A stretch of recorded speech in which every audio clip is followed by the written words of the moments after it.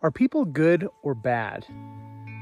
Austin here with Hope to Cope, checking in today to remind you that you are a miracle and you have a purpose. So I've been thinking quite a bit about people's perceptions of other people. How do you see other people? Are they good? Are they bad? Are they scary? Do they bring a sense of comfort knowing that there's other people? When you see someone, what kind of judgment do you give them? Is it based on how they look? Is it based on how they act? Which then begs to question, are you your actions? Are you the way you dress? Are you the way you look? Are you your body? And so when we look at people, when you look at people, what do you see? What do you see? You know, it's interesting, the idea that what we see in others is what we see in ourselves. And you may start to notice this with other people. They'll ask questions, they'll say certain things, but it's based on the way they view life, which is based on their experiences and their life meaning. So we just recently had some guests stay with us. So we've got an Airbnb, remember, and we had a couple guests that stayed with us. They were going to stay with us for 4 nights. They check in the first night, and my son was out putting the dogs in the kennel, and they say to him, "Hey, come here. We are so upset with everything that's going on. We don't like this. This is not what was described to us."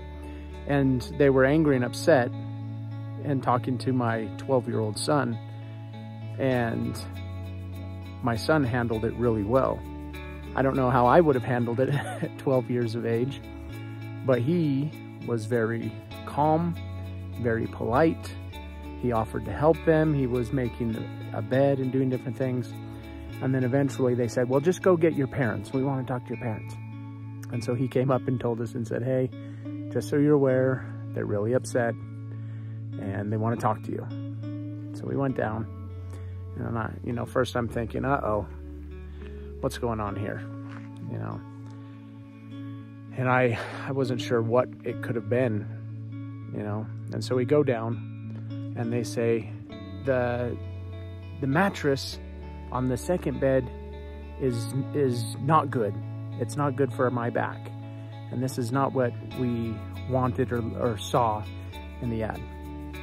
And mind you, it's all listed and described with pictures on our listing.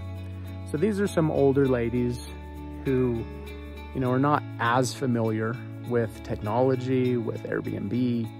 And so they had their difficulties that now, because the mattress wasn't how they wanted the mattress to be, they were upset and wanting to cancel everything and were really angry.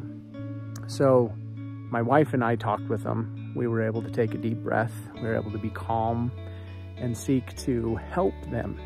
Even offer, well, we do have other mattresses. We can bring down another mattress. We can set that up for you. And my wife did a great job with handling it.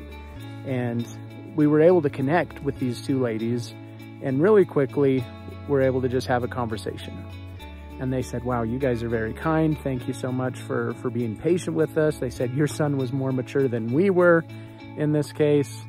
And we were able to talk and get to know one another. And we had a great conversation. We talked about lots of different things.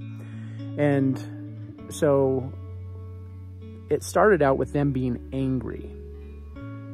But by the end, we were smiling, we were laughing, we were having a good conversation with each other because we took the time to seek to understand and connect with one another, and then learn from each other's experiences.